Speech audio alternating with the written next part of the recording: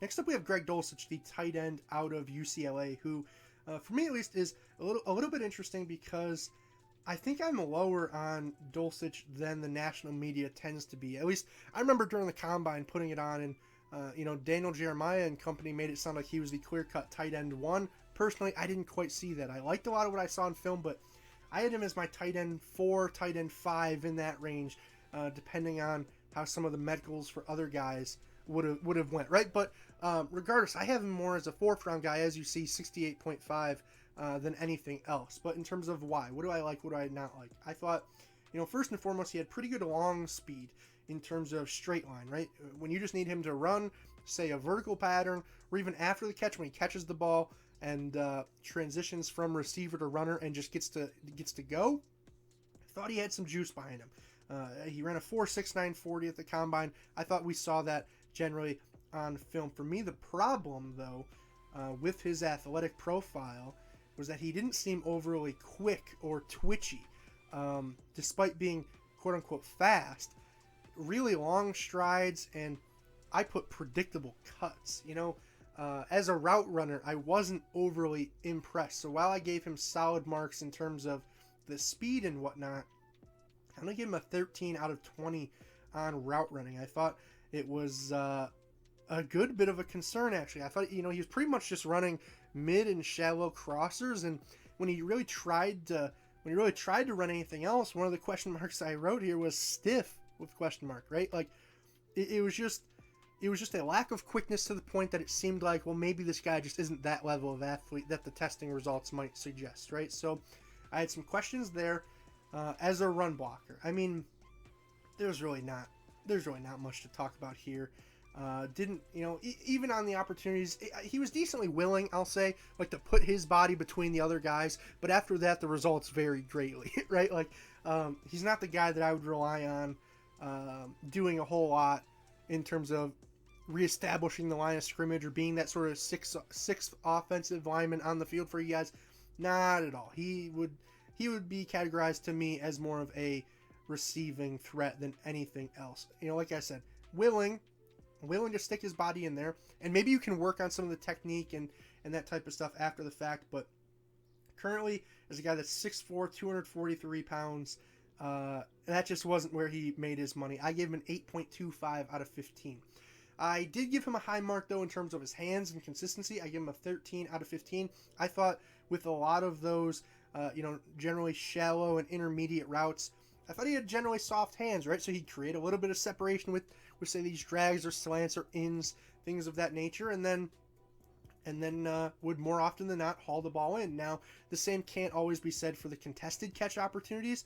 I gave him a 6.25 out of 10 there. I didn't see a ton of that. I didn't see a ton of climbing the ladder or laying out. Like I said, maybe a little bit stiff, and I think that might, kind of come into play in multiple different areas of his game. Another area that I kind of already touched on, strength and physicality, I gave him a 4.5 out of 10. Again, willing, sure, but not nearly the most physical guy. And that's probably not necessarily how you want him to be used. Like I said, maybe he'll develop it, but as of right now, it wasn't quite there. Size and catch radius, though, I did give him a 4 out of 5 because you see he's got these long limbs, he's got these long legs. Like, he's really, he's interesting because I would have said that, just off the eye test, I would have guessed that he was 6'6" before I would have guessed he was 6'4", right? Like, it's just the frame he has. He's a little bit lankier, a little bit longer, and even though maybe that doesn't shine through, I think it shines through in the way he plays. He has almost 34-inch arms, and I think that could aid him well if he works on some of the other stuff in terms of climbing the ladder and showing off the 34-inch vertical. I just didn't see that on the routes he was running. Not that he can't do it, I just didn't see it. And all in all, that came out to 66.5 raw grade. Multiply that by the position premium that I give tight ends, came out to a 68.5. I just thought that, he was a good player, a good productive player. But some of the negatives I can't overlook, right? Some of these I didn't cover. Just I mentioned the long strides, but I thought the lack of fast twitch muscles, at least that's what it looked like, could be problematic body control wise along the sidelines. I gave him a 5.75 out of 10 in that regard. That was one of the grades that I didn't cover. It just felt like being able to tempo up and tempo down and being able to stop on a dime and cut on a dime. It just didn't seem like that was really there with Dulcich's game. And in that regard, I think understandably so, I wrote that he struggled with separation versus man coverage. Again, part of that was just the routes he was running and the way he was running them, but then part of that I think was the athletic profile that he possesses, which again, it's not bad by any means, but I just don't know if it's tight end one material. I think there's some stuff to work with here though, right? The tough to tackle after the catch, I gave him a very good score there. In terms of getting north and south, very solid. In terms of the soft hands at the catch point, I thought very solid. I like that he was a willing run blocker. I like that out of him because not a lot of guys necessarily are, but again, it just seemed like he was outclassed, and at the next level, he's only going up against bigger, faster, and stronger guys. So I just can't, I can't grade him and look at him very positively in that regard. And like I said, that comes out to the middle of the 4th round.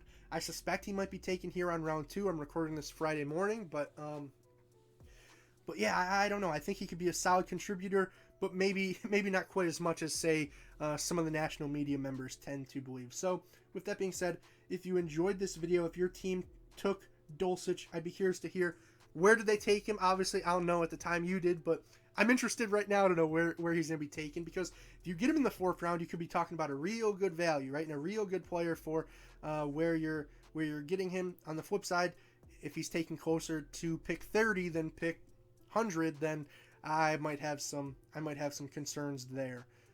But that's really all I have for you guys in this one. So if you enjoyed, leave a like, all that great stuff. Subscribe so you're in the loop with future uploads. I'm sure I have a scouting report on someone else that your team took as well. And if I don't have it out yet, it will be coming out soon. So be on the lookout for those. If you subscribe, I'd really appreciate it. And that's really all I have for you guys today. I'm mic'd up now, I'm mic'ing out. Peace, guys. See you next week.